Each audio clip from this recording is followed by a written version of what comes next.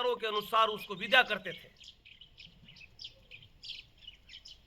आज साथ साथ पीढ़ी समूह रिश्ते चल रहे हैं, न मुहूर्त न पीढ़ी न समय न और जल्दी जल्दी करके सिस्टम, और 4 महीना बाद में कोर्ट में खड़े हो जाते हैं, तलाक चाहिए। भगवान को साक्षी नहीं मानोगे तो न घर चल सकता, न समाज चल सकता। भगवान को साक्षी नहीं मानोगे तो बाप और बेटे में भी विश्वास नहीं जुड़ सकता, और किसी न किसी को साक्षी मानना पड़ेगा। साक्षी कहते हैं जिम्मेवार, कि हमारी जिम्मेवार वो परमात्मा है। कोई भी चीज लिखते हो उसमें नहीं लिखते क्या आप, बिना नशे पते बिना कुछ खाए पिए होश आवाज से भगवान को साक्षी मान के चीजें लिख रहा हूं, लिखते ना हम लोग। इसलिए जीवन में एक साक्षी रखो, और साक्षी होती है अपनी भक्ति, साक्षी होता है अपना कर्म, साक्षी होते हैं अपने इष्ट देव, साक्षी होते हैं अपने गुरु, साक्षी होते हैं माता पिता पूर्वज। तो साक्षी शब्द है बहुत बड़ा।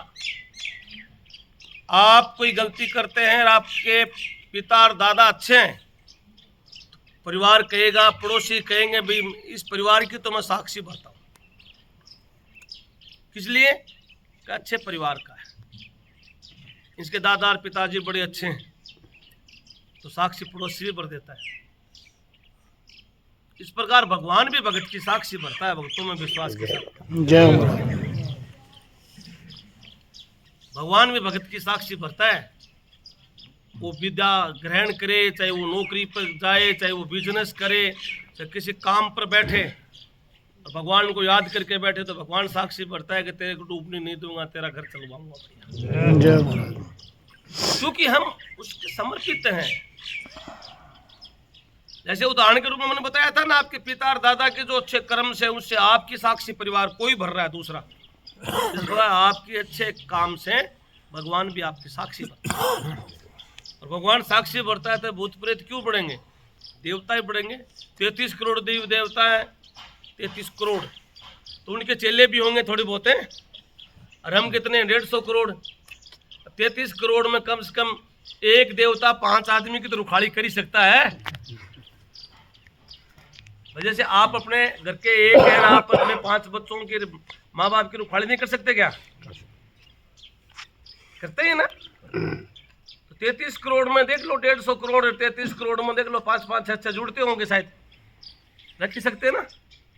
लेकिन कोई 33 करोड़ के पास जाए तो पहले ही बेईमानी के गुब्बारे भर जाते हैं, तो वह प्रेत ही पड़ेंगे भाई।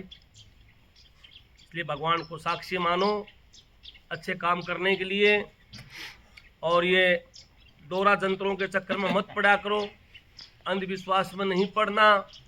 ऐसा कोई भी भगवान नहीं है जो पैसे से भगत का भला कर दे। पैसे से भगवान भला नहीं करता। आपके पास पैसा है तो उस पैसे को किसी के लिए, किसी के ऊपर आप महान कार्य करने के लिए लगा रहे हो, किसी गरीब के बच्चे पढ़ा रहे हो, तो भगवान भला कर सकता है। क्यों करेगा वो? इसलिए करेगा कि इसने एक डूबते हुए परिवार को उठाया है और शिक्षित और शास्त्र इसको शिक्षा के साथ जोड़ करके इसको समर्पित भाव से आगे बढ़ाया है। तो असहाय की मदद करना ही भगत का पहला कर्तव्य है। तो मकर संक्रांति का जो पावन पर्व जो चल रहा है, वो तो इस साल तो आज भी मनाएंगे। हर साल अपने गौशाला में बाहर भी जाते हैं।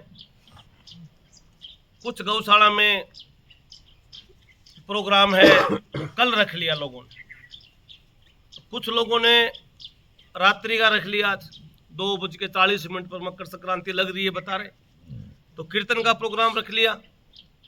कुछ भक्तों ने यज्ञ का आयोजन रख लिया।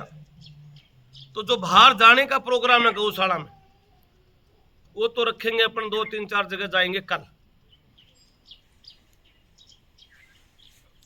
आज अपने यहाँ आप लोग आए हो, यहाँ गौ माता की जो सेवा के साथ हम जुड़े हैं, तो गौ माता का पूजन करेंगे और पूजन के बाद जो प्रसाद लाए हैं अपने अपने हाथ से सभी देंगे और प्रसाद देने के बाद में अपने सबकी सुख शांति के लिए गौ माता से सूर्य भगवान से प्रार्थना करेंगे और सबके जीवन में सुख बना रहे, शांति बनी रहे, भक्ति बनी रहे, एक दूसरे के प्रति प्रेम और प्यार बना रहे, ऐसे गौ माता से प्रार्थना करें। जय महाराज।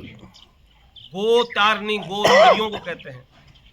इंद्रियों में अच्छा ज्ञान और इंद्रियों का तप जब होता है, और इंद्रियों का तप, वाणी का तप, भावनाओं का तप, ये भी तपस्या है। और 4 धामों में से गोलोक भी एक धाम है। गोलोक धाम में तो भक्तों उन गायों के दर्शन होते हैं जहाँ साक्षात नारायण रहते हैं। संत लोग कहते हैं कि जहाँ गाय चरती है ना, गोचर भूमि कहते हैं। गाय जहाँ चरती है और उस गोचर भूमि में कोई निवास करे, उसकी तीसरी पीढ़ी लुप्त हो जाती है। शास्त्र कह रहे हैं गोचर भूमि में कोई मकान बनाए, कब्जा करे, तीसरी पीढ़ी लुप्त हो जाती है, क्योंकि गाय चरने वाली जगह है। और जहाँ गाय चरती है वो भूमि तीर्थ स्थान बन जाता है। जय महाराज।